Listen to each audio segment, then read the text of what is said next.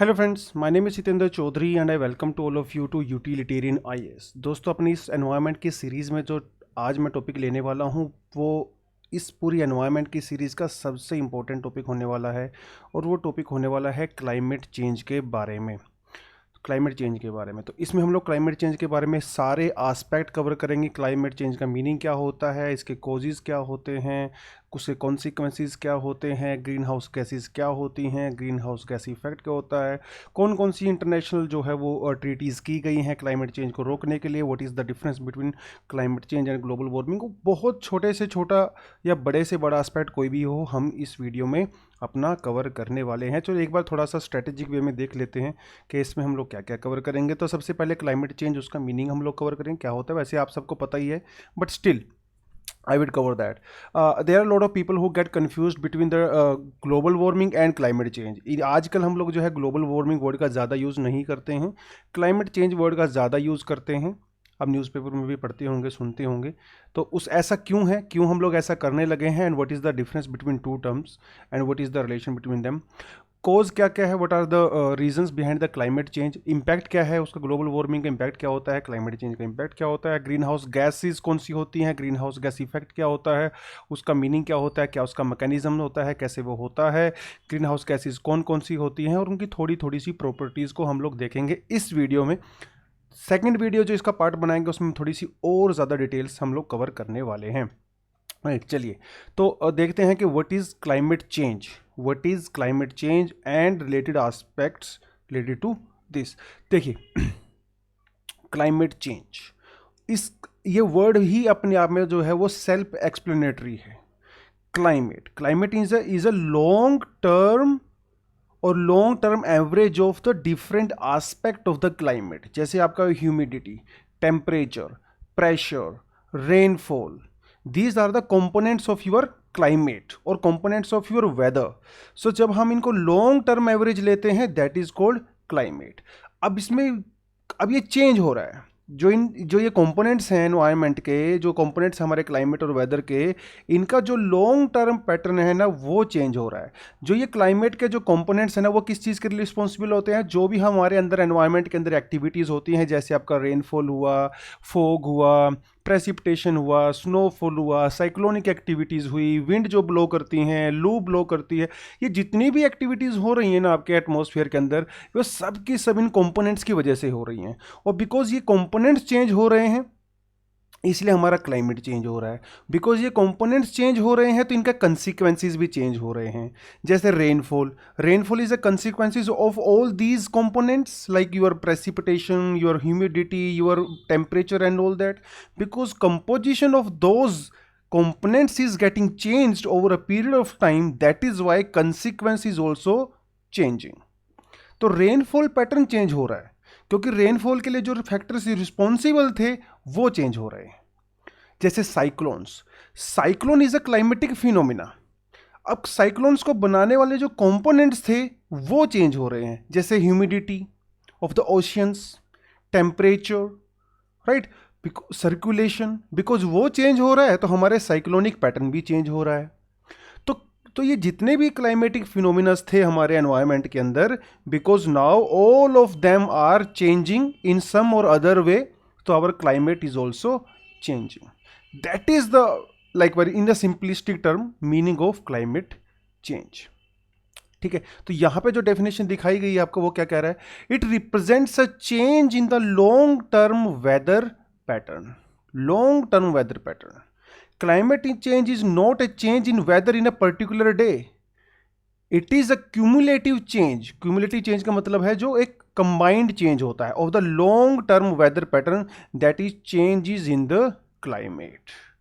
It's not about कि कल temperature क्या था, आज वेदर कंडीशंस क्या है, परसों क्या हुई। No, it is talking about in terms of decades, long term के बारे में बात कर रहा है। ठीक है, जैसे अगर मैं एग्जांपल दूं, जैसे Shimla has a cold climate, right. Shimla का नाम सुनते ही हमें लगता है कि we perceive that it would be cold, but may be after 30 years और 40 years, 30 years, 40 years, 50 years, that condition can be changed. अभी जो वहां पे टेम्परेट क्लाइमेट है हो सकता है वो ट्रॉपिकल हो जाए। सो that is the meaning of climate change, ये जब ये लॉन्ग टर्म में हम लोग बात करते हैं, राइट। चलिए, So it is a periodic modification of Earth's climate brought about due to the changes in the atmosphere as well as interaction between the atmosphere and the various other geological, chemical, biological, geographical factors. Climate change is usually measured in major shift in temperature, rainfall, snow, wind pattern etcetera etcetera. क्योंकि ये जब component change हो जाते हैं तो हमारा पूरा climatic circulation भी चेंज हो जाता है। That is the meaning of climate change. अभी मेरे ख्याल से क्लाइमेट चेंज का मतलब समझ गए होंगे। Climate, it's a phenomena, it's a situation in your atmosphere. जब ये फिनोमिनाज चेंज होने लगते हैं we call it a climate change. जैसे आपका रेनफॉल पैटर्न, ठीक है, snowfall pattern, your cyclonic conditions, आपके जो लोकल विंड्स चलती हैं जब उनका नेचर चेंज होने लगता है, that is the meaning of climate change. यानी कि ओवरऑल जो है आपका क्लाइमेट चेंज हो रहा है। रुक, ग्रेट। सो इसके कॉज कौन कौन से हो सकते हैं? What are the reasons? There are natural reasons and there are man made reasons. Man made reason को हम लोग बोलते हैं एंथ्रोपोजेनिक कॉजेज, और नेचुरल तो नेचुरल हो ही गया, ठीक है। Sunspots, ocean currents, forest fires, volcanic eruption, meteorites and methane emission from the animals, ये सब के सब रीजन हैं जो क्लाइमेट चेंज के लिए रिस्पॉन्सिबल हैं। क्लाइमेट चेंज का मतलब ये नहीं है कि टेम्परेचर हाई हो रहा है overall, no, that is global warming. उसके बारे में थोड़ा सा मैं बात करूंगा। तो जो फैक्टर्स हमारे क्लाइमेट को इंपैक्ट करते हैं उन फैक्टर्स के अंदर जब चेंज होता है तो क्लाइमेट भी चेंज हो जाता है। तो जैसे सनस्पॉट्स, ये हमारे क्लाइमेट को इंपैक्ट करते हैं। सोलर साइकिल्स हर 11 साल के बाद आता है। हर 11 ईयर्स में क्या होता है, सन जो है जो टोटल जितना एनर्जी जो है वो रेडिएट करता था उससे थोड़ा सा कम करने लगता है। हमें उसका प्रॉपर रीजन नहीं पता, may be change in some magnetic field और समथिंग, बट हर 11 ईयर्स के बाद जो है कुछ सनस्पॉट्स क्रिएट होते हैं सन के अंदर। तो टोटल जो इंसोलेशन आता है सन से वो भी चेंज हो जाता है। जब वो चेंज होता है तो डेफिनेटली जो हम लोग यहाँ पे रिसीव करते हैं सोलर रेडिएशंस तो वो भी चेंज हो जाते हैं। तो हमारे क्लाइमेट में थोड़ा बहुत फर्क पड़ता है। ओशन करंट्स, ओशन करंट्स हमारे क्लाइमेट को डेफिनेटली इंपैक्ट करते हैं। हमने ओशन करंट में एनवायरनमेंट में ज्योग्राफी में पढ़ा है कि कैसे हमारा जो नॉर्थ पैसिफिक करंट होता है, इट्स अ वार्म करंट, और ये आपके इक्वेटोरियल रीजन से चलता है। इक्वेटोरियल रीजन से ये टेम्परेचर को लेके जो है कहाँ लेके जाता है उसको, टेम्परेट और पोलर रीजन में, क्योंकि ये वार्म है और टेम्परेट रीजन और पोलर रीजन जो आपका वेस्टर्न यूरोप में है वहाँ पे जनरली अगर मैं देखूं नेचुरली तो टेम्परेचर बहुत कम होना चाहिए था, फ्रिजिड कंडीशन होनी चाहिए थी, but still because of these ocean currents conditions are moderate there. तो आप नॉर्थ पैसिफिक ड्रिफ्ट का एक एग्जांपल ले सकती हो। There are other factors also, जैसे आपका पेरुवियन करंट है ना, पेरू आपका वेस्ट साउथ अफ्रीका में पेरुवियन करंट है। उस पेरुवियन करंट की वजह से वहाँ पे डेजर्ट पाया जाता है। ऐसे ही आपका कैलिफोर्निया करंट है, उसकी वजह से जो है यूएसए में डेजर्ट पाया जाता है वेस्टर्न कोस्ट पे। ऐसे ही आपका ऑस्ट्रेलिया के अंदर है वेस्ट ऑस्ट्रेलियन करंट जो कोल्ड करंट है, तो इसलिए वहाँ पे विक्टोरिया डेजर्ट पाया जाता है। तो ये जो ओशन करंट्स होते हैं, either they are cold ocean currents or they are warm ocean currents, they affect the local climatic condition of a particular area. तो जब ओशन करंट के पैटर्न में सपोज अगर चेंज होने लगा तो डेफिनेटली वो लोकल वेदर के पैटर्न में भी चेंज करेगा। तो क्लाइमेट चेंज के लिए ओशन करंट्स भी रिस्पॉन्सिबल हैं। फॉरेस्ट फायर, तो डेफिनेटली फॉरेस्ट फायर तो चेंज करता ही करता है। कई तरीके से फॉरेस्ट फायर जो है वो चेंज कर सकता है। एक तो फॉरेस्ट फायर की वजह से जो टेम्परेचर जो है हाई हो जाता है, तो दैट इज़ अ सिचुएशन। दूसरा, जब फॉरेस्ट फायर होती है तो थाउजेंड्स ऑफ एकड़ जो है हमारा फॉरेस्ट जो है वो क्लियर हो जाता है। तो पहले जो वहाँ पे सोइल जो वाटर सर्कुलेशन के लिए कार्बन साइकिल के रिस्पॉन्सिबल थी वो पूरा डिस्टर्ब हो जाता है। फॉरेस्ट क्या करते हैं, वो ट्रांसपिरेशन करते हैं, मॉइस्चर को ऐड करते हैं एयर में, रेनफॉल के लिए रिस्पॉन्सिबल होते हैं। अब फॉरेस्ट की फायर की वजह से जब फॉरेस्ट ही नहीं बचा तो एयर जो है वो ड्राई होने लगेगी। तो एक तो फॉरेस्ट फायर की वजह से फॉरेस्ट ऑलरेडी डिस्ट्रॉय हो चुके हैं, दूसरा एयर में मॉइस्चर कम होने की वजह से वहाँ पे रेनफॉल भी कम होने लगेगा।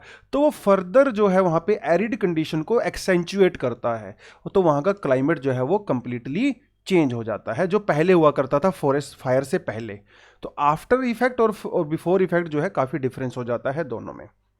वल्केनिक इरप्शंस सिंपल है, कोई ज़्यादा बताने वाला चीज़ इसमें है नहीं। जब वल्केनिक इरप्शंस होता है तो उसमें से बहुत सारी हार्मफुल गैसेज निकलती हैं, है ना, जैसे आपका SO2 है ना, SO2 सल्फर डाइऑक्साइड जो एसिड रेन के लिए रिस्पॉन्सिबल होता है। बहुत सारी ऐश निकलती है उसमें से जो हमारे एटमॉस्फेयर में जो है स्प्रेड हो जाती है। देखिए वल्केनिक इरप्शन जो है बहुत ही एक बड़ा फैक्टर हो सकता है क्लाइमेट चेंज के लिए। कैसे? जब वल्केनिक इरप्शन होता है तो उसमें से बहुत सारी ऐश, बहुत सारी राख जो है वो स्मोक वो निकलता है बहुत सारा, और वो हमारे एटमॉस्फेयर के अपर एटमॉस्फेयर में जो है थाउजेंड्स किलोमीटर तक जो है वो स्प्रेड हो सकता जाता है। और जब वो क्लाउड बन जाता है ऐश का थाउजेंड्स ऑफ किलोमीटर तक, तो वो जो क्लाउड होता है वो हमारी इंसोलेशन को, हमारी सनरेज को ब्लॉक कर देता है। तो ये इंसोलेशन को अर्थ पे आने ही नहीं देता। Are you getting this point? तो एक ये हमारा नीचे सरफेस है, ऊपर हमारे क्लाउड बन गया ऐश वोल्केनिक इरप्शन की वजह से, इसने सनलाइट को जो है ब्लॉक कर दिया। और जब सनरेज अर्थ सरफेस तक पहुंच ही नहीं पाएंगी तो कंडीशन कैसी हो जाएंगी? कोल्ड कंडीशन हो जाती हैं। तो वोल्केनिक इरप्शंस जो होते हैं they can be a cause for the cold condition on the surface. Historically कई बार बड़े वोल्केनिक इरप्शन की वजह से जो है स्मॉल आइस एज भी आया, देखा गया है। स्मॉल आइस एज, अरे जब सनलाइट पहुंचेगी ही नहीं, और वो जो ऐश होती है ना, ऐश जो होती है वो स्मोक जो होता है अपर एटमॉस्फेयर में, that can stay there for years, for many many years. तो बहुत साल के लिए जो है सनलाइट ब्लॉक हो जाती है और कंडीशन पे यहाँ पे ग्राउंड पे जो है एक आइसेज भी आ सकता है। तो बहुत बड़ा फैक्टर है वोल्केनिक इरप्शन जो है क्लाइमेट चेंज को करने का। मीटेराइट भी चेंज कर सकते हैं। Methane emission from the animals, जो जो एनिमल्स जो है वो जो घास खाते हैं, वो जुगाली करते हैं बाद में, उसमें क्या करते हैं वो डीकम्पोजिशन भी होता है एक तरह से, जो वो जो ग्रास वगैरह कंज्यूम करते हैं, जो वो खाते हैं बाद में इसको चबाते हैं, ठीक है, उसकी वजह से जो है मीथेन गैस प्रोड्यूस होती है। तो एग्रीकल्चर एक्टिविटीज़, ठीक है, और जो एनिमल्स जो ग्रेजिंग करते हैं उसकी वजह से बहुत सारा मीथेन वो प्रोड्यूस करते हैं, and that methane is a green house gas. और वो ग्रीन हाउस गैस जो है वो बाद में क्लाइमेट चेंज के लिए रिस्पॉन्सिबल होती है, ठीक है। तो ये कुछ नेचुरल कॉज हो सकते हैं आपके क्लाइमेट चेंज के लिए डेफिनेटली। उसके अलावा कुछ मैन मेड कॉज भी होते हैं जिसे हम लोग एंथ्रोपोजेनिक कॉजेज बोलते हैं। केमिकल फर्टिलाइजेशन, डिफोरेस्टेशन, तो जो काम वहाँ पे फॉरेस्ट फायर ने किया तो डिफोरेस्टेशन भी वही करता है, right. Increase vehicles, number of vehicles, अब फॉसिल फ्यूल का यूज़ करते हैं, उसकी वजह से जो है ग्रीन हाउस गैसेज प्रोड्यूस होती हैं, पॉल्यूशन होता है, तो उस सब की वजह से सब ये होता है। Emission of green house gases जो हम लोग फैक्ट्री वगैरह से करते हैं, अपने व्हीकल से करते हैं, इंडस्ट्री से करते हैं, राइट। तो ग्रीन हाउस गैसेज की वजह से क्लाइमेट चेंज होता है। इंडस्ट्री तो वो सेम ही चीज़ आ गया, यहाँ पे स्पेलिंग देख लेना आप, ठीक है। एमिशन ऑफ CO2, तो ये चीज़ें कहीं ना कहीं आपस में सब इंटर रिलेटेड हैं। इंडस्ट्री की वजह से, व्हीकुलर पोल्यूशन की वजह से, एग्रीकल्चर एक्टिविटीज़ की वजह से जो है बहुत सारा, एग्रीकल्चर भी आप इसमें इंक्लूड करते हो, सेपरेटली कर सकते हो। एग्रीकल्चर में स्पेशली मैं नाम देना चाहूँगा यहाँ पे paddy cultivation. Paddy cultivation is responsible for the huge amount of the release of green house gases, specially methane, and methane is very dangerous. तो एग्रीकल्चर सेक्टर से भी काफ़ी ग्रीन हाउस गैसेज जो हैं वो रिलीज होती हैं, राइट। तो थोड़ा सा आप इस स्लाइड को देख सकते हो यहाँ पे। ग्लोबल वार्मिंग, अब ये जो है सेकंड टर्म है आफ्टर क्लाइमेट चेंज। कुछ साल पहले we use to use global warming a lot, but now we have changed this and now we use climate change. What is the difference between global warming and climate change? Climate change, नाम से ही पता चल रहा है कि climate जो है वो चेंज हो रहा है। अब क्लाइमेट के बहुत सारे फैक्टर हो सकते हैं। ग्लोबल वार्मिंग, इसके नाम से हमें क्या पता चलता है कि पूरे ग्लोब का टेम्परेचर जो है वो राइज कर रहा है। आवर ग्लोब यानी कि earth is warming, that is the meaning of global warming. यानी कि अर्थ का जो एवरेज टेम्परेचर है that is increasing, that is the meaning of global warming. तो क्लाइमेट चेंज होना is a separate thing, warming होना इज अ सेपरेट थिंग। हालांकि दोनों इंटर रिलेटेड हैं, लेकिन अगर मैं टर्म्स की बात करूं तो ये अलग है। ग्लोबल वार्मिंग मतलब टेम्परेचर राइज कर रहा है, जैसे कि शिमला में, मसूरी में, मनाली में, नॉर्थ पोल, साउथ पोल, हर जगह टेम्परेचर इंक्रीज हो रहा है, ये इंडिकेट करता है। बट कुछ लोग जो है वो क्लेम करते हैं कि उनके वहां पे जो है विंटर्स पहले से ज्यादा हार्श हो गई हैं। डेफिनेटली समर्स वो भी हार्श हो गई हैं, जहाँ पे समर्स में टेम्परेचर जो है 42 43 जाता था, अब समर्स में टेम्परेचर जो है वो अराउंड 46 47 48 जाने लगा है। ठीक है, तो उससे क्या पता चलता है कि यस प्लेनेट इज वार्मिंग। लेकिन विंटर्स में भी यही हो रहा है। पहले जहां विंटर में टेम्परेचर जो है वो 4-5 डिग्री तक जाता था, वहां पे अभी टेम्परेचर जो है वो 2 डिग्री 1 डिग्री 0 डिग्री तक जा रहा है। तो winters are also getting severe, summers are also getting severe, winters are also getting severe. तो कुछ लोगों का ये मानना है कि अगर आप क्लेम कर रहे हो कि दैट ग्लोब इज वार्मिंग, तो मेरे यहाँ पे विंटर जो है वो टेम्परेचर इतना कम क्यों जा रहा है? तो some people just take that sort of example and they deny that globe is warming, क्योंकि ये टर्म मिसलीडिंग हो सकती है। तो in some places yes we see spike in temperature is rising, but on the other places we see dip in the temperature or decrease in the temperature. So if we take those kind of observation, so we can say no, globe is not warming. Yeah, so that is why ये जो global warming term होती है, ये it can be little bit misleading. That is why we started using the term climate change. Climate change हो रहा है, winters जो है वो और ज्यादा हार्श हो रही हैं, समर जो है और ज्यादा हार्श हो रही हैं। तो यस क्लाइमेट इज चेंजिंग। पहले जहां पे साल में 3 साइक्लोन आते थे, वहां पे 5 साइक्लोन आ रहे हैं। Yes climate is changing. जहां पे रेनफॉल पहले जो है वो नॉर्मल होता था, अभी वो किसी साल वो है ज्यादा होने लगता है, अबव एवरेज, किसी साल वो बिलो एवरेज हो जाता है। Yes temperature is climate is changing. जहां पे पहले स्नोफॉल जो है जो है ज्यादा होती थी, वहां पे स्नोफॉल अभी कम हो रही है। Yes climate is changing, right. तो जहां पे फ्लडिंग पहले कम आती थी, वहां पे फ्लडिंग ज्यादा आने लगी है। Yes climate is changing. तो इन सभी पैटर्न को देख के हमें ये लगता है कि यस क्लाइमेट तो चेंज हो रहा है, लेकिन ग्लोबल वार्मिंग टेम्परेचर राइज हो रहा है, उसके जो है हमारे पास प्रॉपर एविडेंस नहीं है। किसी किसी जगह पे लगता है कि टेम्परेचर राइज हो रहा है, किसी किसी जगह पे लगता है कि टेम्परेचर कम भी हो रहा है as compare to previous years. So उस कंफ्यूजन को रोकने के लिए जो है, now we started using the term climate change rather than global warming. तो ग्लोबल वार्मिंग की सिंपल अगर मैं डेफिनेशन की बात करूं, तो global warming is a average increase, देखो लिखा हुआ है average increase in temperature of the atmosphere near the earth surface. Near the earth surface, I am not talking about upper atmosphere, I am only talking about the troposphere. Troposphere की height कितनी होती है? 8 to 18 kilometre. It is 8 kilometre over the poles, it is 18 kilometre over the equator. तो ये मैं सिर्फ ट्रोपोपोज की बात करता हूं। वाई? ट्रोपोस्फियर की बात करता हूं। Why? Because most of the climatic phenomenas are taking place in your troposphere only. चाहे वो आपका रेनफॉल हो, स्नोफॉल हो, आपकी जो विंड पैटर्न चल रहे हों, आपके साइक्लोनिक एक्टिविटी हों, जो भी एक्टिविटी हो रही है वो सब ट्रोपोस्फियर में हो रही है। So that is why I am concerned only about troposphere. I don't care what is happening in stratosphere और mesosphere, thermosphere, I don't care about that, right. So that is the meaning of global warming. Average temperature increase हो रहा है now. तो ये जो average temperature increase होता है वो क्यों होता है? तो जो फैक्टर हमने पहले देखे, जैसे volcanic eruptions, forest fire, yes वो सारे के सारे जो है हमारे ग्लोब को वार्म कर रहे हैं, but those are natural causes. So we are not concerned about the natural causes, we are concerned about the causes which are generated by human beings. हम उनके लिए कंसर्न्ड है। वोल्केनिक इरप्शन पे तो हमारा कोई कंट्रोल नहीं है, भैया हो रहा है तो होने दो, राइट। हमारा कंट्रोल किस पे है कि जो हम लोग कुछ ऐसी चीजें कर रहे हैं, कुछ ऐसी एक्टिविटी कर रहे हैं जिसकी वजह से टेम्परेचर राइज हो रहा है, जैसे release of green house gases. तो हम उसके बारे में कंसर्न्ड हैं, जो ह्यूमन एक्टिविटी की वजह से होता है, ठीक है।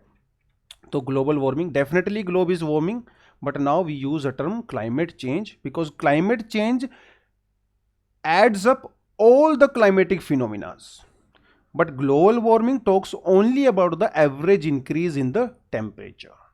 अर्थ का एवरेज टेम्परेचर कितना है? It is 15 degree centigrade, 15 degree centigrade. So we global warming talks about the increase in this 15 degree, it can go up to 16 degree, it can go up to 17 degree. We are concerned about that. We don't want कि temperature जो है वो 16 और 17 हो, क्योंकि 16 और 17 हो गया तो बहुत कैटास्ट्रोफिक एक्टिविटी हो सकती है, उसके बारे में हम लोग बात करेंगे, So we are concerned about that average temperature of earth should not go beyond the 15 degree centigrade. अब इसका इम्पैक्ट क्या हो सकता है ग्लोबल वार्मिंग का? ठीक है, देखिए, melting of ice caps. Melting of ice caps, ice caps आपको कहाँ मिलती हैं? जो हाई माउंटेन्स होती हैं उनकी पीक्स पे आपको जो है आइस कैप्स मिलती हैं। जनरली जो 3000 मीटर या 4000 मीटर 5000 मीटर के ऊपर होती है, तो वहाँ पे आपको आइस कैप्स मिलती हैं, right. These ice caps can only be there, वो तब तक इंटैक्ट हो सकती हैं जब तक टेम्परेचर जो है वो बिलो जीरो होता है। लेकिन अगर आपने टेम्परेचर इंक्रीज करना स्टार्ट किया तो इनकी मेल्टिंग स्टार्ट हो जाएगी। अब सपोज करो जैसे Ganga, Yamuna, Brahmaputra, Teesta, Ramganga, all those rivers, what is the source of the water for these rivers? Definitely glaciers. जैसे Yamunotri glacier is there, Gangotri glacier is there, there are hundreds of glaciers in Himalaya.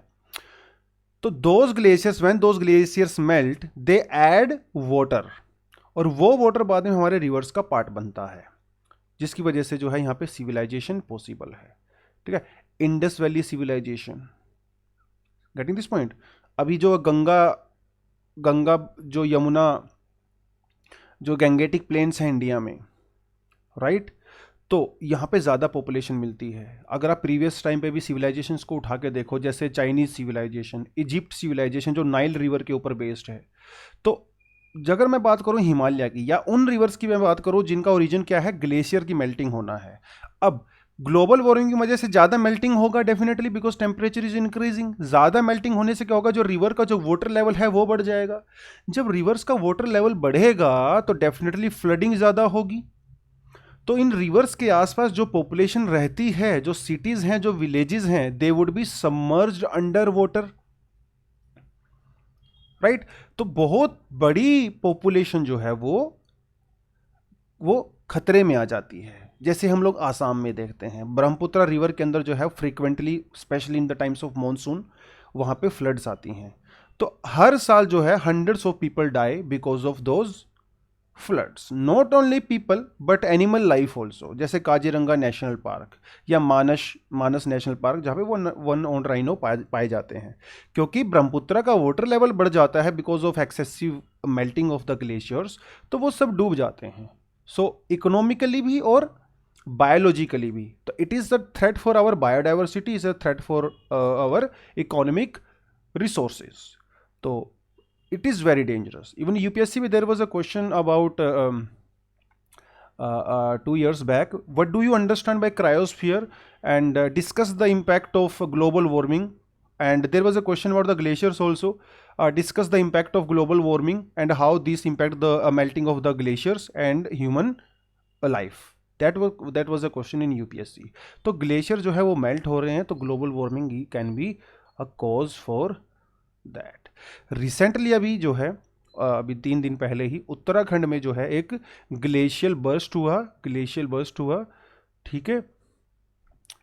इसके लिए भी जो है एक रीज़न जो है वो क्लाइमेट चेंज हो सकता है, ग्लोबल वार्मिंग हो सकता है, क्योंकि ये जो ग्लेशियर्स हैं ना, ग्लेशियर्स ये कम हो रहे हैं, वो पीछे की तरफ हट रहे हैं। जहाँ पे ग्लेशियर पहले आपको 3000 मीटर तक नज़र आते थे, टेम्परेचर इंक्रीज होने की वजह से दे आर रिसीडिंग, ऊपर की तरफ जा रहे हैं, नीचे से वो मेल्ट होते चले जा रहे हैं।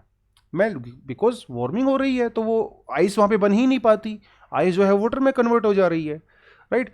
तो जब ये आइस पिघल जाती है, वाटर में कन्वर्ट हो जाती है, तो वहाँ पे लेक्स बनाती है, क्योंकि जो पीछे जो वाटर रह जाता है वहाँ पे लेक्स बन जाती हैं।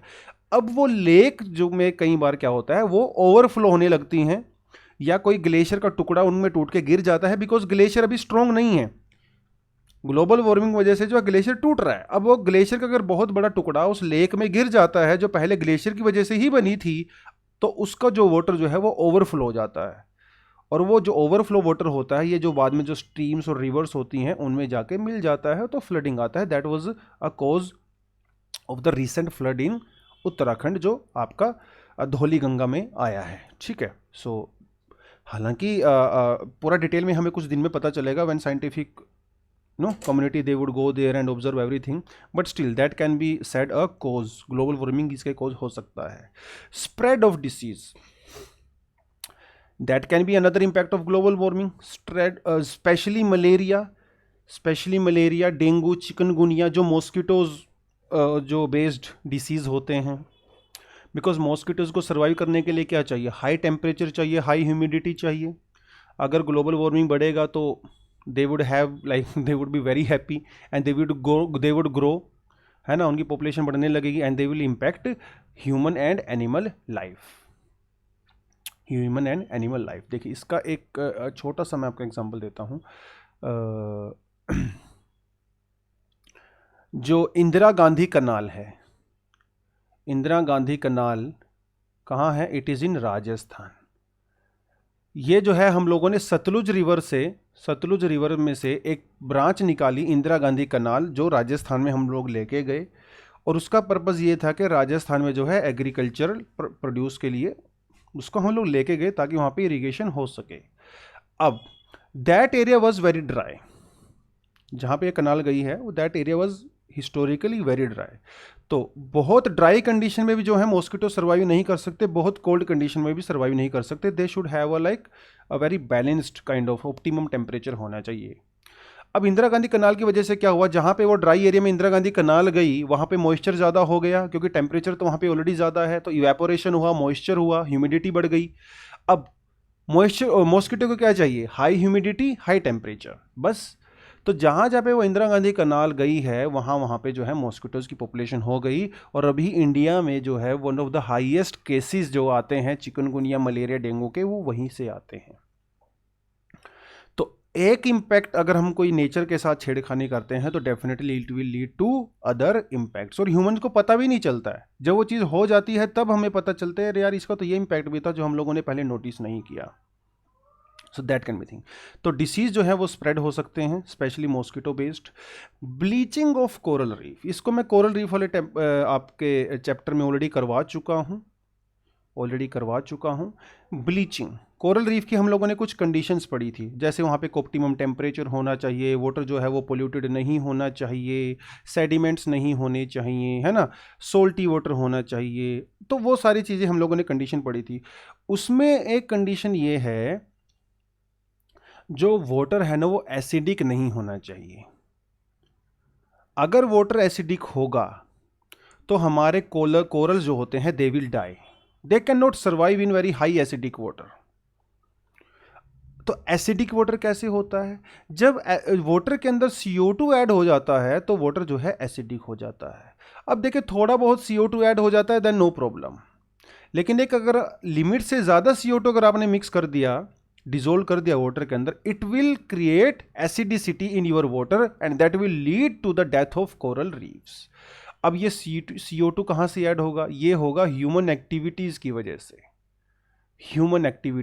से, जैसे इंडस्ट्री, ट्रैफिक, एग्रीकल्चर, ठीक है, वहाँ से CO2 ऐड होगा। अब ये CO2 जो है ओशन वाटर के अंदर मिक्स हो जाएगा। Ocean water is the biggest carbon dioxide absorber in the world.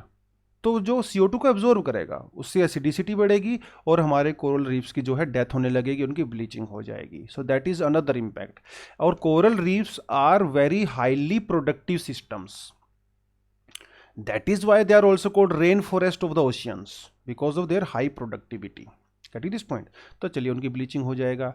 Loss of plankton due to warming of seas, planktons, phytoplanktons and zooplanktons. Specially मैं यहाँ पे बात करूँगा फाइटोप्लैंक्टन्स की। Phytoplanktons are microscopic organisms present in the water. Generally ये surface के ऊपर जो है होते हैं एंड दे यूज फोटोसिंथेसिस, वो सनलाइट को यूज करते हैं फूड प्रोड्यूस करने के लिए। तो जब वो फूड प्रोड्यूस करते हैं उसको हमारे जू प्लैंक्टन्स कंज्यूम करते हैं और हमारे पूरा मरीन लाइफ जो है वो सस्टेन करती है। Get me this point? So अब जब वार्मिंग ऑफ सीज हो जाएगा, जब ओशियंस हमारे गर्म होने लगेंगे, तो definitely what will happen, they will absorb more CO2। CO2 ज़्यादा हो जाएगा, पहले से ही CO2 ज़्यादा हो गया क्योंकि हम लोगों ने यहाँ से CO2 प्रोड्यूस कर दिया है। ऊपर से जो प्लैंक्टन्स होते हैं वो भी रेस्पिरेशन करेंगे। जो हमारे जू प्लैंक्टन्स होते हैं, रात के टाइम में वो रेस्पिरेशन करते हैं, है ना। तो जब वो रेस्पिरेशन करेंगे तो ज़्यादा CO2 ऐड हो जाएगा। तो हमारे जब वाटर के अंदर ज़्यादा CO2 ऐड हो जाएगा, then your planktons can not survive, इधर योर जू प्लैंक्टन और योर फाइटोप्लैंक्टन, क्योंकि जब CO2 की क्वांटिटी ज़्यादा हो जाएगी तो ऑक्सीजन की क्वांटिटी कम हो जाएगी, और जब वाटर के अंदर ऑक्सीजन की क्वांटिटी कम हो जाएगी, then your marine life can not survive properly, right. So that is the another impact of. अब जब मरीन लाइफ ही जो है ख़त्म हो जाएगी, तो हम जो कोस्टल एरिया में लोग रहने वाले हैं, जो फिश के ऊपर डिपेंड करते हैं for their food source, for their economic resources, तो उनका कैसे काम चलेगा? जब फिश ही नहीं मिलेगा तो what they will eat and what they will sell, तो हमारी फूड सिक्योरिटी के लिए भी बहुत बड़ा फैक्टर हो जाएगा, right. Melting of glaciers, melting of glaciers, तो दैट इज़ अनदर इम्पैक्ट। अभी मैंने उसके बारे में बात किया, ठीक है। ग्लेशियर जो है मेल्ट होने लगेंगे, रिवर्स का जो है वो वाटर लेवल बढ़ने लगेगा, फ्लडिंग आएगा और वो सारी की सारी चीज़ें। सिटीज़ हमारे जो है वो सबमर्ज हो सकते हैं वाटर के अंदर। Wide spread vanishing of animal population due to the habitat loss, ठीक है। That's a point. जैसे if I take an example, suppose temperate grasslands, temperate grasslands, तो टेम्परेट ग्रासलैंड जिन एनिमल्स को सूट करता है तो टेम्परेट ग्रासलैंड में रहते हैं।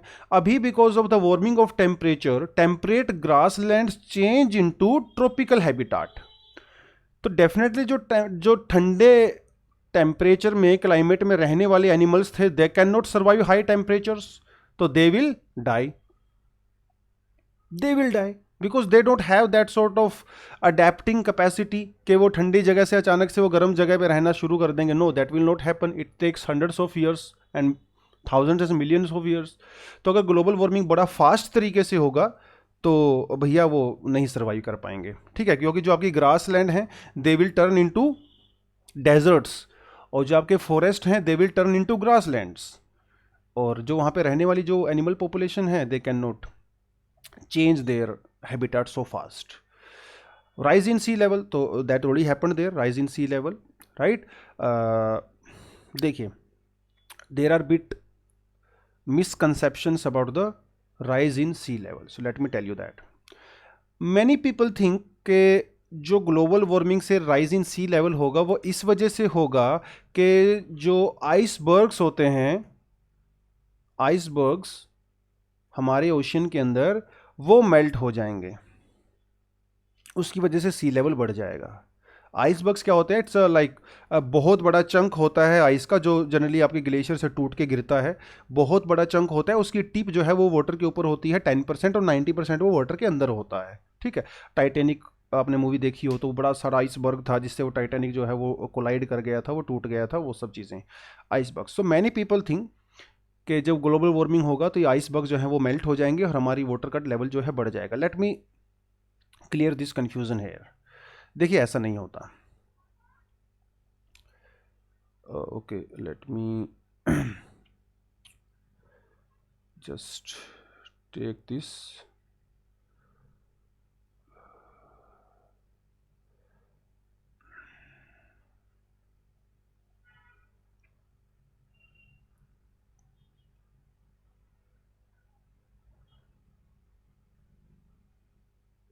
देखिए, suppose you have a glass of water, you have a glass of water, half glass of water, और you could say like full, जो भी करना है, ठीक है। अब इसके अंदर जो है आप कुछ आइस क्यूब अगर डालते हो तो 90% of ice cube would be below the surface of the water, only 10% will be over that water level. Same happens with the iceberg also, 10% ऊपर रहता है, 90% नीचे रहता है। अब सपोज करो आपने इस ग्लास को रख दिया वहीं पे और वो जो है आइस क्यूब जो है वो मेल्ट हो गया। अब आपको क्या लगता है, आइस क्यूब के मेल्ट होने से क्या वाटर लेवल बढ़ेगा? No, never. वाई? क्योंकि उसने तो उसका जो वॉल्यूम था, उसका जो एरिया था, वो तो उसने पहले ही कवर कर लिया था जो पानी के नीचे था, तो मेल्ट होने से कोई फर्क नहीं पड़ेगा, water level would be same. तो आइसबर्ग्स जब मेल्ट होंगे तो water level does not rise, it's pure physics. Water level किस वजह से बढ़ेगा ओशंस का? वो बढ़ेगा एक्सपेंशन की वजह से, एक्सपेंशन ऑफ वाटर। देखिए, जब आप कोई वेसल में, कोई यूटेंसिल में चाय बनाने के लिए या दूध बनाने के लिए गैस पे रखते हो और जब उसका टेम्परेचर आप बढ़ाते हो तो क्या वो बॉयल होने के बाद बाहर नहीं निकल जाता है? क्यों बाहर निकलता है? बिकॉज वो एक्सपेंड करता है। It's a property of a liquid. When you give heat to this liquid it expands. ठीक है, तो उस एक्सपेंशन की वजह से जो है सी लेवल का लेवल जो है वो राइज होगा, rather than melting of the icebergs. हाँ, जो आपके ग्लेशियर्स जो लैंड के ऊपर हैं, लैंड के ऊपर हैं, वो जब मेल्ट होंगे definitely they will rise the sea level. लेकिन जो सी के अंदर ऑलरेडी से जो आइसबर्ग तैर रहे हैं, फ्लोट कर रहे हैं, उनकी वजह से नहीं बढ़ेगा। लैंड के ऊपर जहां जैसे अंटार्कटिका और आपका ग्रीनलैंड, ये दो मेन जगह हैं जहां पे लैंड के ऊपर बहुत सारा आइस है। तो जब वो मेल्ट होगा तो then definitely extra water will be added into your sea level. तो वो एक्स्ट्रा वाटर जो है वो बढ़ाएगा। आइसबर्ग्स तो पहले से ही उसके अंदर था, राइट। तो expansion is the main cause. अब जब सी लेवल राइज हो जाएगा then what will happen, what would be the impact? जो हमारे कोस्टल एरियाज में सिटीज हैं, around 50% of world's population is situated in the coastal areas. बड़े बड़े सिटीज जो हैं वो, जैसे आपका मुंबई हो गया, कोलकाता हो गया, लॉस एंजल्स हो गया, आपका न्यूयॉर्क हो गया, बहुत बड़े बड़े सिटीज़ जो है वो सब आपके कोस्टल एरिया में सिचुएटेड हैं। तो जब वाटर लेवल बढ़ जाएगा तो these cities will be submerged under water and there would be a great threat for this big cities. ठीक है, so that is very very dangerous. Changes in the rainfall pattern, तो इसके बारे में already बात कर चुके हैं। जैसे मॉनसून की ही अगर बात करें, monsoon already I talk about what is the meaning of climate change. जो क्लाइमेटिक फिनोमिनाज हैं इनके पैटर्न में चेंज हो जाता है। जैसे तो मॉनसून के पैटर्न में भी चेंज होगा। कभी कभी जो है मॉनसून वो 15 दिन डिले होगा, कभी कभी जो है 15 दिन अर्ली भी आ सकता है। मॉनसून की टोटल ड्यूरेशन भी कम हो सकती है, वो 4 महीने से 2 महीने या 2.5 महीने में भी चेंज हो सकता है। अब इंडिया में Indian economy and Indian climate is called climate monsoon type of climate. India की पूरी एग्रीकल्चर जो है it is dependent on the monsoon. India is an agrarian economy, if I say that. I can say that, especially in terms of employment. तो जब monsoon के pattern में ही change हो जाएगा तो हमारी एग्रीकल्चर जो है it would be very very fragile in that case. Getting this point? तो it is very dangerous for food security, for your economic security also. तो पूरे का पूरा जो है एग्रीकल्चर कम्युनिटी जो है वो डिस्ट्रॉय हो सकती है अगर रेनफॉल के पैटर्न में चेंज हो गया। Because most of agriculture in India is dependent on the monsoon, not on artificial irrigation. ठीक है। Increase likelihood of extreme events such as the heat waves, flooding, hurricanes etcetera etcetera. I already talked about the climate change. Climate change में क्या होता है, जो pattern पहले से हो रहे थे ऐसा नहीं है कि होना बंद हो जाएंगे, they would be there but they would be severe, they would be more intense because of the climate change. Cyclone जैसे साल में पहले 3 आते थे वो 5 आएंगे। रेनफॉल जैसे साल में पहले कम आता था वो ज़्यादा हो जाएगा, कम भी हो सकता है। तो सीवियर हो जाएगा। जो पहले हीट वेव चलती थी वो और ज़्यादा स्ट्रॉन्ग हो जाएंगी। तो that would be the impact of your global warming और योर क्लाइमेट चेंज। ठीक है, now will see the green house effect. What is green house effect? लो,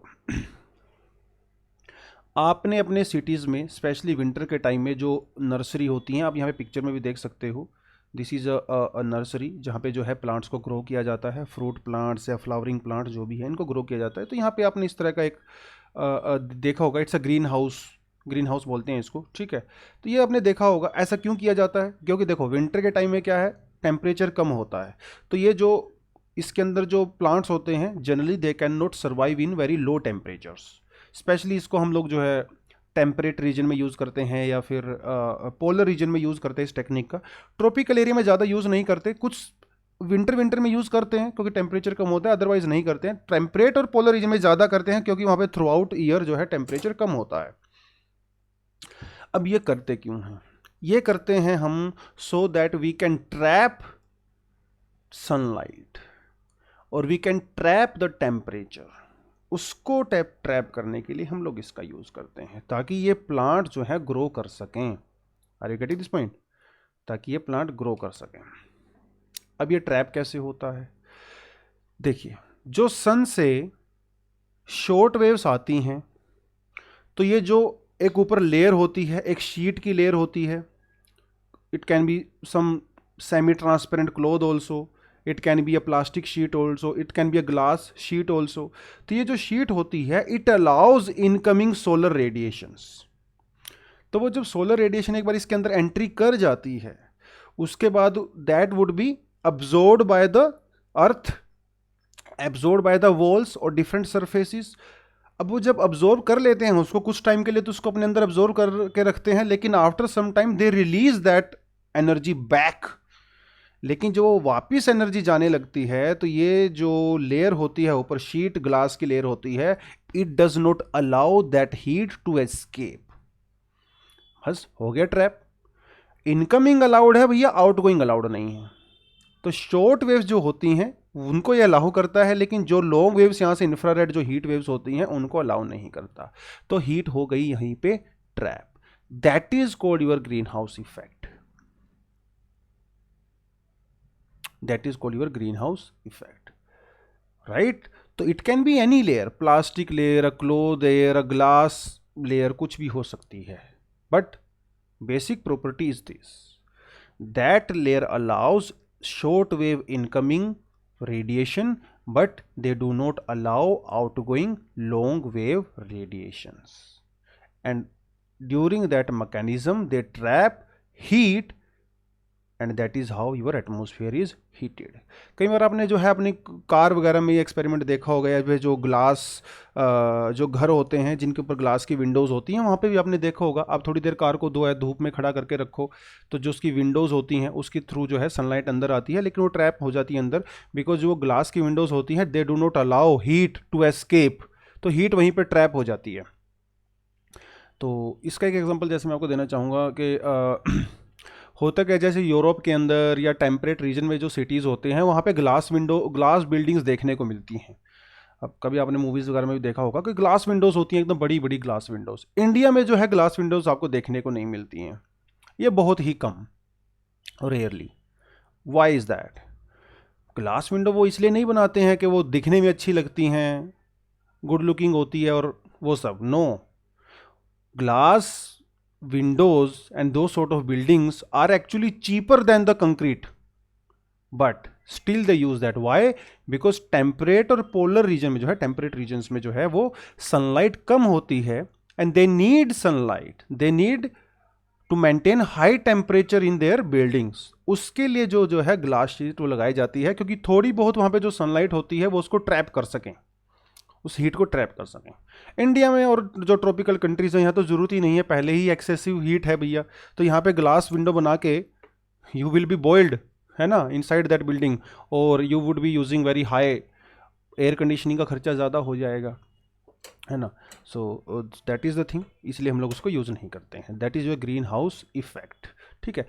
तो ये तो एक ग्रीन हाउस इफेक्ट के नॉर्मल सी चीज़ें हो गई, लेकिन ये ग्रीन हाउस इफेक्ट जो है आपकी प्लेनेट पे भी देखने को मिलता है, प्लेनेट पे भी देखने को मिलता है। तो देखिए,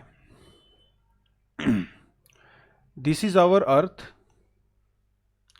this is our earth, and this is a layer of green house gases. तो हम आपके एटमॉस्फेयर में जो है ग्रीन हाउस गैसेस हैं। Now these green house gases act like a layer. तो जो जैसे जो पहले ग्लास लेयर थी, प्लास्टिक लेयर, ग्लास लेयर, अब ये ग्रीन हाउस गैसेस वही काम करती हैं। जो सनलाइट आती हैं सन से, इंसोलेशन जो आती है, इट इज शॉर्ट वेवलेंथ होती है। ये जो ग्रीन हाउस गैसेस होती है ना, कार्बन डाइऑक्साइड, मीथेन, ठीक है, they would allow these short waves without any problem. अब ये जब शॉर्ट वेव्स जो ये रेडिएशन जो है अर्थ के ऊपर आएंगी, then they would be absorbed by earth surface, different surface हैं, अब्जॉर्ब कर लेंगे उसको, but they will not keep those radiations with them forever. तो ultimately they will release these radiations back वापस भेजेंगे इसको। तो जब ये लॉन्ग वेव्स हैं, लॉन्ग वेव्स और infrared waves, heat waves. Now जब ये पहुंचेंगी वापस, देन आपकी जो ग्रीन हाउस गैस है वो क्या बोलेंगी, दे विल नॉट अलाउ, ये ग्रीन जो हाउस गैस जो होती हैं, they will not allow these outgoing radiations, they allow only incoming short waves, they do not allow outgoing long waves. तो उसकी वजह से क्या होगा, हमारी हीट क्या होगी, ट्रैप हो गई ना, हीट जो है वो ट्रैप हो गई in our atmosphere. That is how our atmosphere is heated and that is how temperature on our earth is maintained around 15 degree centigrade. Suppose करो ये ग्रीन हाउस गैसेज यहां पे ना होती तो क्या होता, ना यहां पे ग्रीन हाउस गैसेज होती, ना यहां पे हीट ट्रैप होती, और ना ही अर्थ का टेम्परेचर जो है वो 15 डिग्री होता। अगर ग्रीन हाउस गैसेज ना होती तो अर्थ का टेम्परेचर जो है it would have been around -20 degree और इवन लेस देन दैट। अब इतने कम टेम्परेचर पे जो है लाइफ पॉसिबल नहीं हो पाती जैसे अभी है। Maybe there would be some life in deep ocean और समथिंग लाइक दैट, लेकिन इतने कम टेम्परेचर पे जो है बायोस्फीयर के अंदर जो है लाइफ सस्टेन नहीं कर पाती। So we need to thank green house gases to maintain this temperature 15 degree, क्योंकि 15 डिग्री टेम्परेचर पे जो है water can be found in all forms, liquid, solid and gas form, and that is the basis of life on earth. So greenhouse gases are responsible for maintaining the average temperature of 15 degree on our earth. So we should not abuse greenhouse gases all the time, they are very beneficial for us, but still why we always talk about the greenhouse gases and we accuse them and all that? Why? Because we are releasing them in excessive amount. That is the problem. किसी भी चीज का excessive amount में अगर आप उसको consume करोगे, release करोगे, that would be dangerous. Even milk, even water, they are necessary for us, but if we consume them beyond a certain limit they can be dangerous, है ना। तो ग्रीन हाउस गैसेज की एक limitation है, उसके अंदर में they are okay, totally okay, they are necessary, even they should be there, लेकिन एक लिमिट से ज़्यादा अगर आप उसको इंक्रीज कर दोगे then they would trap more heat. More green house gases मतलब more trapping of heat, more trapping of heat मतलब more temperature of our planet. It can go up to 16 degree 17 degree. अब 16-17 degree पे क्या होगा, जो हमने अभी पहले बात की है, आइस कैप्स मेल्ट होंगी, ग्लेशियर्स मेल्ट होंगे, फ्लडिंग आएगा, mosquitoes and all that. Getting this point? तो within a certain limit green house gases are okay, but beyond that limit green house gases are not required. And why these green house gases are being excessively released? Because of humans, because of humans। तो millions and billions of year से जो green house gases कहीं ना कहीं जो है store थी, अभी हम उसको रिलीज कर रहे हैं एटमॉस्फेयर में। जैसे आपका fossil fuels, your coal, diesel, petrol, fossil fuels, इनके अंदर क्या है, दे आर हाइड्रोकार्बन्स। तो बहुत सारा कार्बन जो है वो इनके अंदर स्टोर था for millions and billions of years. Now we are using them, we are burning them, और जो इनके अंदर कार्बन स्टोर था अभी हम उसको एटमॉस्फेयर के अंदर दोबारा से रिलीज कर रहे हैं। That is the problem, that is the problem. तो due to anthropogenic factors and human activities we are releasing lot of greenhouse gases in your atmosphere, and that is causing a problem, that is causing a problem, it is leading you to your global warming and climate change and all that. So that is the thing। आप यहाँ पे थोड़ा explanation देख सकते हो, थोड़ा सा picture वगैरह यहाँ पे दिया हुआ है। So that is your greenhouse effect। That is your green house effect. तो जितना यहाँ पे लिखा हुआ है वही सब मैंने यहाँ पे एक्सप्लेन आपको अलग तरीके से कर दिया है। Green house effect in your nurseries and all that to grow vegetation, and greenhouse gas effect in your nature।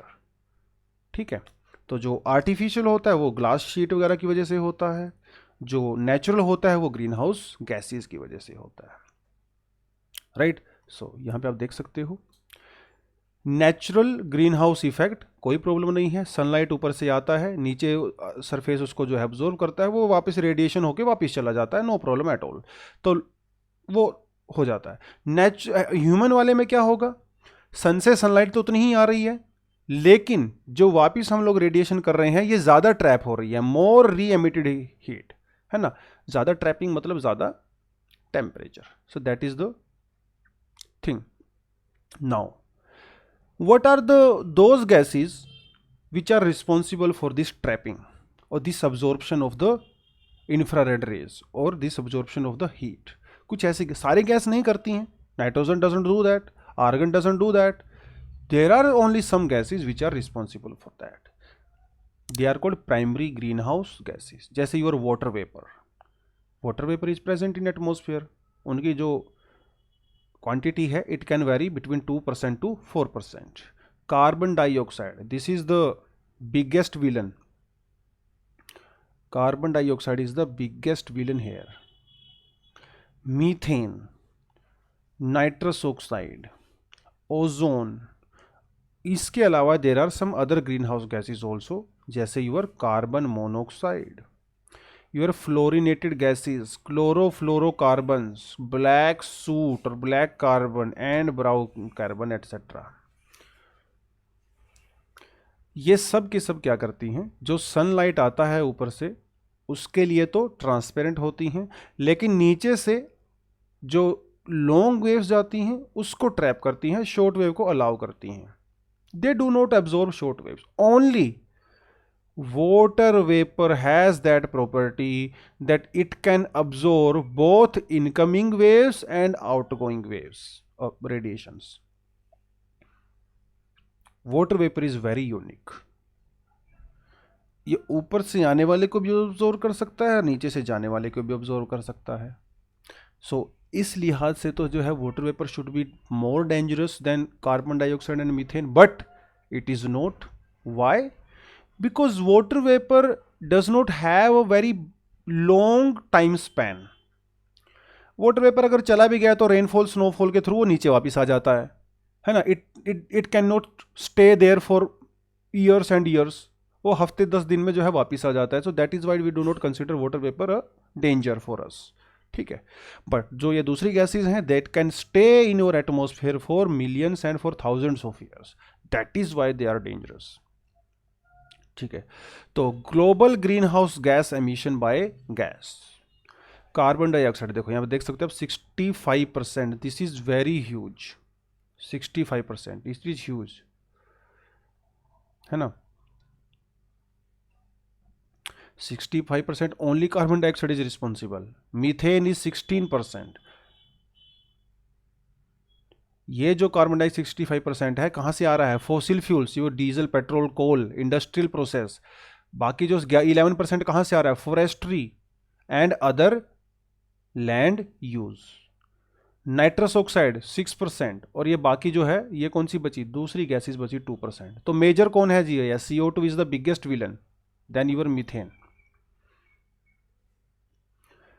ठीक है। चलिए now let's talk about the first greenhouse gas here which is your carbon monoxide।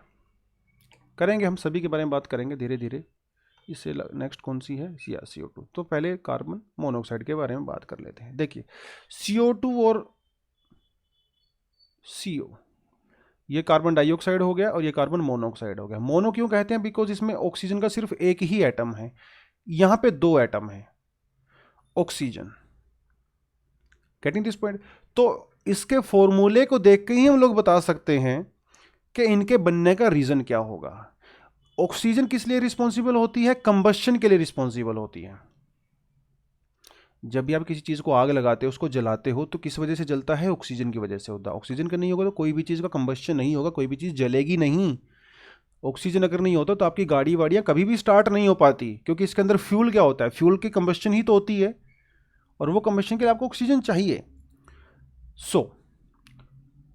अब आपको ये पता चल गया कि ऑक्सीजन क्यों जरूरी है। तो आप CO2 और CO को देख के एक चीज बता सकते हो कि CO2 में क्योंकि 2 ऑक्सीजन के एटम होते हैं, so this is complete combustion. CO के अंदर क्योंकि एक ऑक्सीजन एटम होता है, this is only incomplete combustion. Incomplete, क्योंकि भाई इसके अंदर सिर्फ एक ही ऑक्सीजन है। कंप्लीट होती तो 2 ऑक्सीजन होती, क्योंकि कंबस्शन के लिए ऑक्सीजन रिस्पॉन्सिबल है। तो carbon monoxide is a result of incomplete combustion. Incomplete combustion. Carbon dioxide is a result of complete combustion. किस चीज का कंबस्शन हो रहा है? आपके फॉसिल फ्यूल्स का। ठीक है। So carbon monoxide is a colourless gas, odourless, कोई स्मेल वगैरह नहीं होती है इसमें। It is also tasteless, highly toxic gas, जहरीली होती है, टॉक्सिक होती है, and it is slightly less dense than air. अब देखो, लेस डेंस मतलब हल्की होती है, this is light in weight. So in that sense, I can say that carbon monoxide cannot last for long near to the surface of Earth because it is light in weight, so it will escape. But as long as it stays near to the ground, it will be toxic. But because it is light in weight, तो moment it is produced, it will try to escape. क्योंकि ये हल्की है, तो gravity का rule है, भारी चीज नीचे रहेगी, हल्की चीज ऊपर जाएगी, as simple as that, right. So it is, that is why it is short lived. भैया इसका लाइफ कम होती है क्योंकि एस्केप कर जाती है। ठीक है।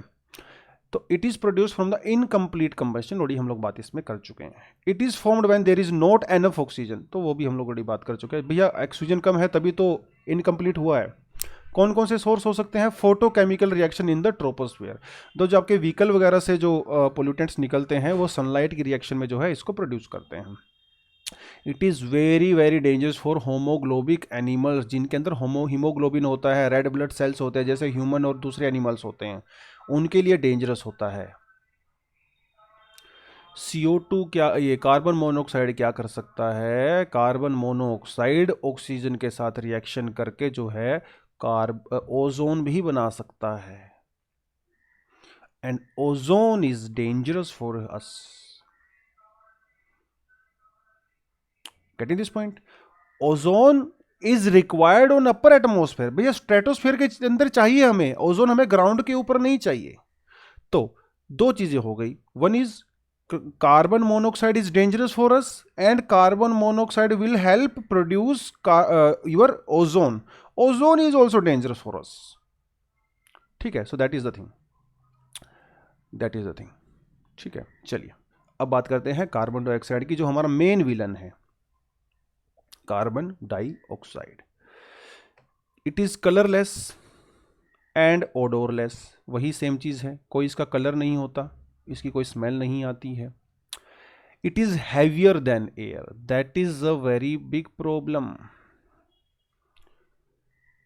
अगर ये लाइट होती तो it would have escaped atmosphere, जैसे कार्बन मोनोऑक्साइड ने किया था। लेकिन भैया this is heavier than air, तो it will stay near to the ground. ये आपके ट्रोपोस्फेयर के अंदर ही रहेगी, क्लोज टू द ग्राउंड। तो यहां पे हमारे जो प्लांट लाइफ, एनिमल है लाइफ है, they will be impacted by this definitely. Carbon dioxide is soluble in water, तो ये तो हम लोग कितनी बार बात कर चुके हैं। Why this is soluble? So that is why it creates acidity ना, तभी तो हमारे वाटर सी के अंदर जो एसिडिसिटी बढ़ रहा था, क्योंकि पानी के अंदर ये एब्जॉर्ब हो सकता है, और उसकी वजह से कोरल ब्लीचिंग होगा, तो वो सारी की सारी चीजें होंगी। ठीक है। It causes dizziness, headache and unconsciousness. आपने ना कभी ये जरूर फील किया होगा, जब आप क्लासरूम में जाते हो और उस क्लासरूम के अंदर ज़्यादा स्टूडेंट होते हैं, तो काफ़ी कंजेस्टेड क्लासरूम होता है। अगर वहाँ की खिड़कियाँ वगैरह बंद कर दोगे, एसी वगैरह बंद कर दोगे, तो थोड़े टाइम के बाद जो है आपको आलस आने लगता है, आपको डिजीनेस फील होने लगती है, हेडेक फील होने लगता है। क्यों? क्योंकि हम लोग क्या करते हैं, रेस्पिरेशन करते हैं, उस रेस्पिरेशन की वजह से ज़्यादा CO2 हो जाता है, और वो then CO2 will cause dizziness, headache and unconsciousness. इसलिए बहुत सारे स्टूडेंट जो है क्लास में सो जाते हैं। बहुत सारे स्टूडेंट क्लास में इसलिए भी सोते हैं कि लेक्चर बहुत बोरिंग होता है, लेकिन CO2 की वजह से भी जो है डिजीनेस आता है। तो एक तो CO2 की वजह से डिजीनेस आता है, जब डिजीनेस आएगा तो क्लास लेक्चर जो है अटेंड करने में मन नहीं लगेगा, तो वैसे भी समझ नहीं आएगा, तो देन दे स्लीप।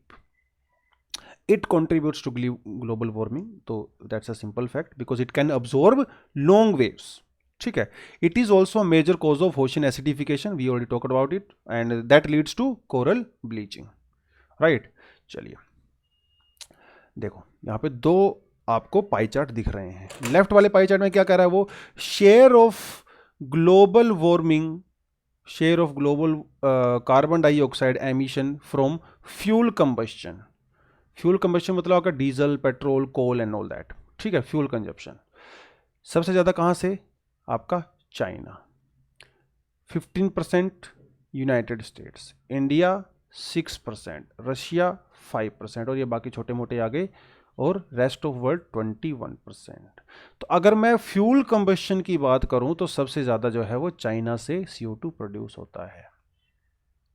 और अगर मैं इकोनॉमिक सेक्टर की बात करूं, इकोनॉमिक सेक्टर की बात करूं तो सबसे ज़्यादा कहाँ से प्रोड्यूस होता है, आपका इलेक्ट्रिसिटी एंड हीट प्रोडक्शन। तो स्पेशली यहाँ पे मतलब कोल कंबस्शन की बात कर रहा है वो, जो कोल थर्मल पावर प्लांट होते हैं ना, वहाँ से सबसे ज़्यादा प्रोड्यूस होता है green house gas emission by economic sector. दूसरा आपका आ गया agriculture, forestry and the land use. Agriculture में ऑलरेडी आपको मैं बता चुका हूँ, जो agriculture, paddy cultivation is basically the reason, paddy cultivation, और burning of residues of agriculture, उसकी वजह से CO2 प्रोड्यूस होता है काफ़ी ज़्यादा। थर्ड आपका आ गया इंडस्ट्री। तो अगर मैं यहाँ पे देखूँ तो electricity production, agriculture and your industry. तो कई बार एग्जाम में ना वो क्वेश्चन पूछ लेता है कि arrange them according to ascending और डिसेंडिंग ऑर्डर। देखिए ट्रांसपोर्टेशन जो है चौथे नंबर पे है, ट्रांसपोर्टेशन, ठीक है, चौथे नंबर पे है transportation. So electricity production, agriculture, industry and transport, EAIT, that is the order in descending order. ठीक है, चलिए देखिए प्रीलिम्स के पर्सपेक्टिव से छोटा छोटा सा इन्फॉर्मेशन है, but yes they can ask, और ये यहाँ से भी पूछ सकते हैं कि फॉसिल फ्यूल में जो है China is number 1, China, United States, then India and then Russia. ठीक है, CUIR। ठीक है, चलिए नेक्स्ट जो गैस हमारी आती है वो आती है क्लोरोफ्लोरोकार्बन्स।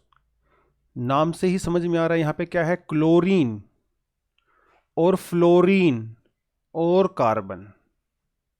क्लोरीन यहाँ पे मिलेगा, फ्लोरीन मिलेगा, और उसके साथ बॉन्ड बनाएगा कौन, कार्बन बॉन्ड बनाएगा।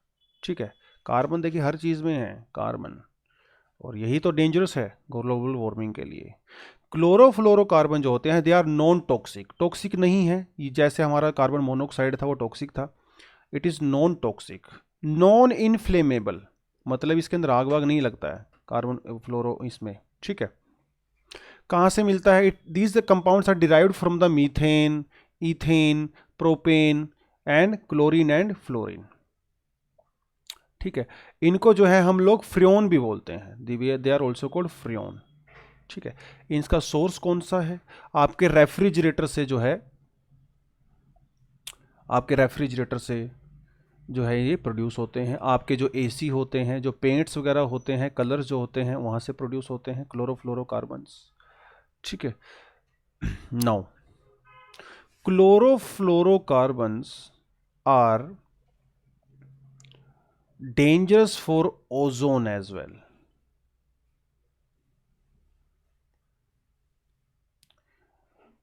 अगर मैं क्लाइमेट चेंज के बारे में बात करूं तो they are not very dangerous, they are not like बहुत वैसे ग्रीन हाउस गैसेज नहीं है एज सच, बहुत बहुत ज़्यादा डेंजरस वाली, but chlorofluorocarbons are dangerous for ozone layer.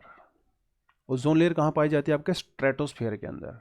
Ozone layer protects us from ultraviolet radiations, क्योंकि जो क्लोरीन होती है it acts with your ozone, और ये जो है ओजोन के साथ रिएक्शन करके it will become release oxygen, और ये क्लोरीन जो है अलग से रह जाता है।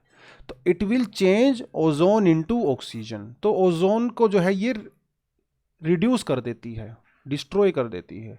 तो क्लोरोफ्लोरोकार्बन्स उस सेंस में बहुत ज़्यादा थ्रेटनिंग हो जाते हैं।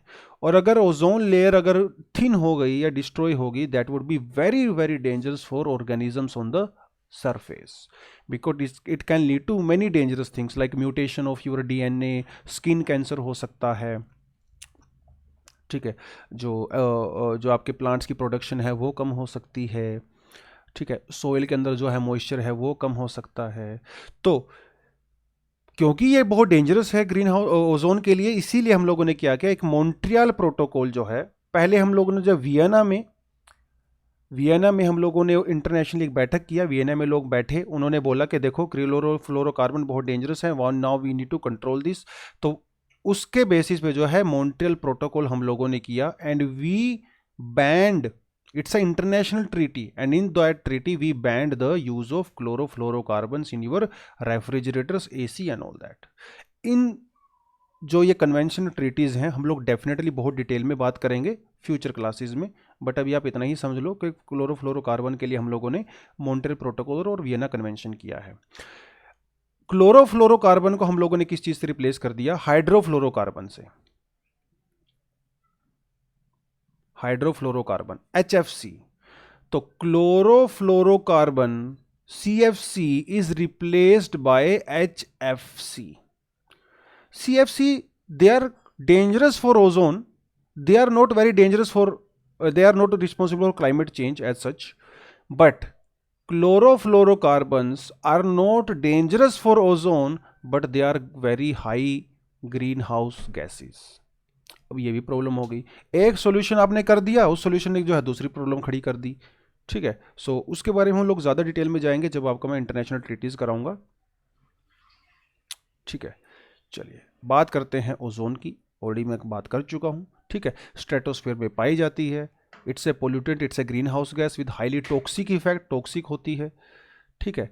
सो भैया स्ट्रेटोस्फेयर में हमें चाहिए ये हमें स्ट्रेटोस्फेयर में चाहिए, सरफेस पे नहीं चाहिए, क्योंकि इट इज टॉक्सिक, ठीक है। कहाँ से हो रहा है ये? व्हीकल जो होते हैं, इंडस्ट्री जो होती है, वहाँ से इसका होता है। कार्बन मोनोऑक्साइड जो है आपका पता ही है, कार्बन मोनोऑक्साइड जो है वो CO जो है कार्बन मोनोऑक्साइड, वो ऑक्सीजन के साथ रिएक्ट करती है और आपका O3 बना सकती है, ठीक है।